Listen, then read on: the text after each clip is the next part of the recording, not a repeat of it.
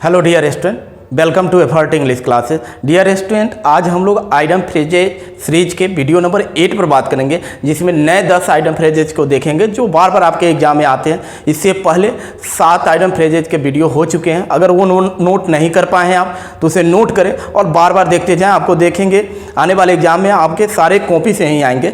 तो इसलिए चलिए हम लोग अब चलते हैं 8 नंबर वीडियो पर चलते हैं। ये आपको दिमाग में रखना है कि आज डे 8 पर बात कर रहे हैं हम लोग। इससे पहले 7 वीडियो ऑलरेडी अपलोड हो चुके हैं। जो लोग अगर आप इसको नहीं देखे हैं तो प्लेलिस्ट में जाएं आइटम फ्रेजेज के और वहाँ से नोट कर लें, क्योंकि ये बार बार पूछे जाने वाले हैं और आपसे भी बार बार ये पूछे जाएंगे। तो चलते हैं हम लोग पहले नंबर से चलते हैं।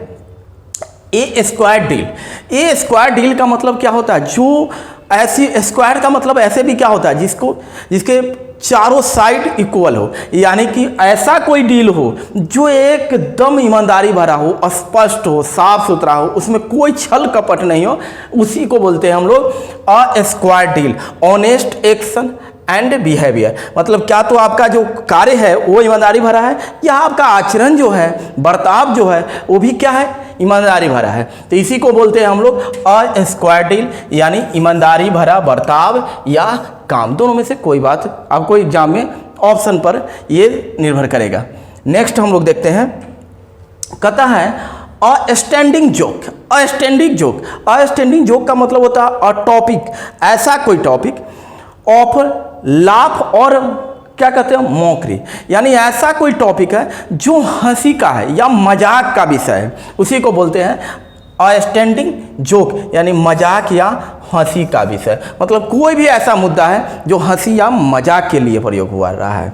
नेक्स्ट देखते हैं हम लोग तीसरे नंबर पर देखते हैं bear in mind. Bear in mind का मतलब क्या होता है? दिमाग में कोई बातों को रखना, यानी कहने का मतलब है, देखिए बियर इन माइंड मतलब दिमाग में रखना, लेकिन इसका वास्तविक जो शाब्दिक अर्थ हो जाता है to keep something in mind. देखिएगा, कोई चीज़ों को दिमाग में रखना। दिमाग में रखने का मतलब क्या है? ध्यान रखना, बार बार उसको क्या करना, अपने में दिमाग में रिकॉल करना, यानी उसी को बोलते हैं किसी बात का ध्यान रखना। ये नहीं कि कोई बात भूल भी जाते हैं, लेकिन कोई खास बात आपके लिए होते क्या है तो उसको आप क्या करते हैं, उसको ध्यान में रखते हैं।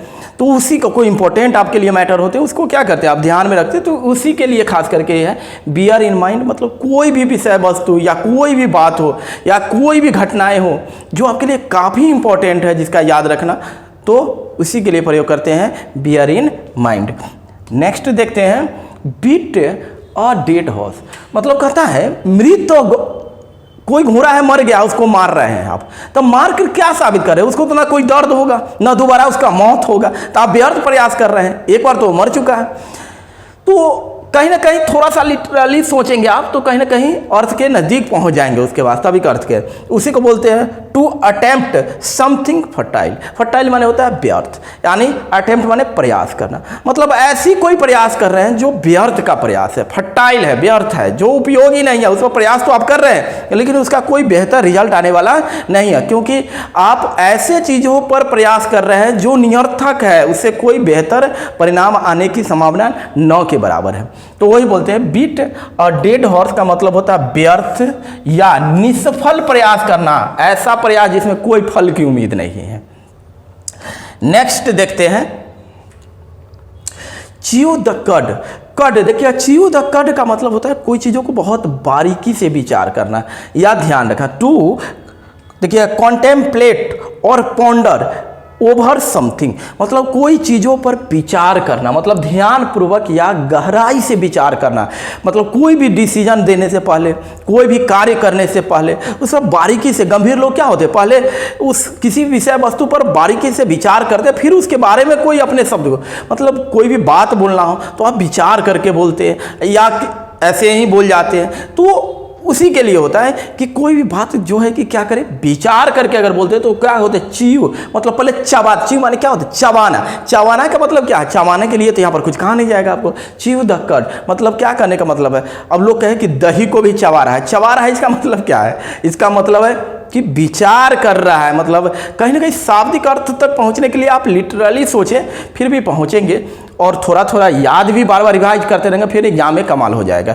कहीं से कोई समस्या नहीं आएगा आपको। तो क्या हो जाएगा? ध्यान पूर्वक या गहराई से विचार करना। नेक्स्ट देखते हैं हम लोग, सॉरी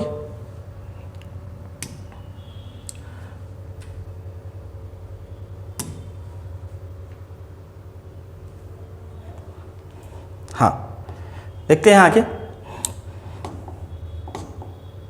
हाँ,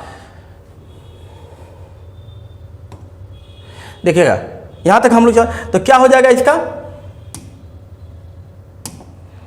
देखिएगा च्यू द कट, ध्यान पूर्वक या गहराई से विचार करना। नेक्स्ट देखते हैं हम लोग क्लीन स्वीप। क्लीन स्वीप अब बार बार देखते हैं, जैसे मैच में है किसी को 10 विकेट से हरा दिए, नहीं देखते हैं खासकर ये पॉलिटिक्स वगैरह में देखिएगा, अब किसी से कहीं से कोई एमएलए या एमपी ठहरा है तो अपने प्रतिद्वंदी को क्या करता है, बहुत मार्जिन से हरा देता है। तो उसी के लिए इसका प्रयोग किया जाता है क्लीन स्वीप, माने स्पष्ट विजय या स्पष्ट रूप से पराजय भी कर दे हराना, स्पष्ट रूप से हराना। इसको दूसरा भी बोल सकते हैं स्पष्ट रूप से हराना, हारना नहीं, पराजित करना, हराना, किस दूसरे को हरा देना, ठीक है। तो ये भी बोल सकते हैं हम। नेक्स्ट देखिएगा, कहता है इट वंस वर्ड, मतलब कहने का मतलब है to confess for one's word और स्टेटमेंट, मतलब अपनी गलती। देखिएगा कन्फेस माने होता है स्वीकार करना गलती को, वंस वर्ड अपने शब्दों के लिए और स्टेटमेंट या अपने कथन के, तो वही बात बोलता है सार्वजनिक रूप से गलती स्वीकार कर लेना। कहता है इट वंस वर्ड, अब कहता है अपने शब्दों को खाना, खाना कोई शब्द को तो खाया नहीं जाता है, यानी कि अपने शब्दों को स्वीकार कर लेना, कोई गलती अगर की है तो उसको स्वीकार कर लेना। नेक्स्ट देखिएगा एल्बो रूम का मतलब होता है, देखिए एनफ स्पेस, पर्याप्त जगह, टू मूव और फ्रीडम, जिसमें आप घूम सके या आज़ादी हो आपकी, नहीं तो उसी को बोलते हैं एल्बो रूम, पर्याप्त जगह या आज़ादी होना।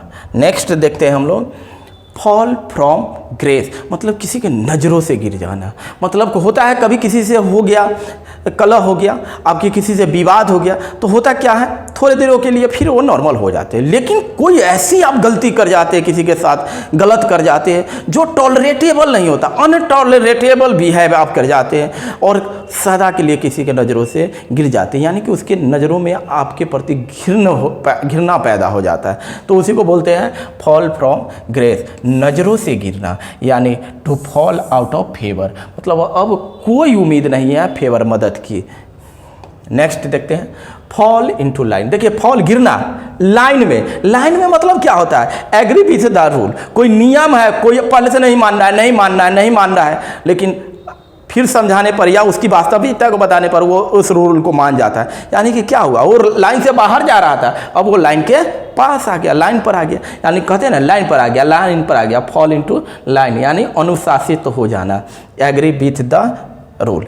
तो इस तरह से हम लोग आज आइडम फ्रेजेस सीरीज के वीडियो नंबर 8 को देखे हैं। इससे पहले 7 वीडियो हो चुके हैं, जो जिन लोगों ने अगर उस 7 वीडियो को नहीं देखे हैं तो उसको जाए प्लेलिस्ट से वहाँ से देखें, नोट बनाएं और बार बार देखते रहें। आप देखेंगे आने वाले एग्जाम में सारे क्वेश्चन यहीं से आएंगे, ये सुनिश्चित है। Thank you so much.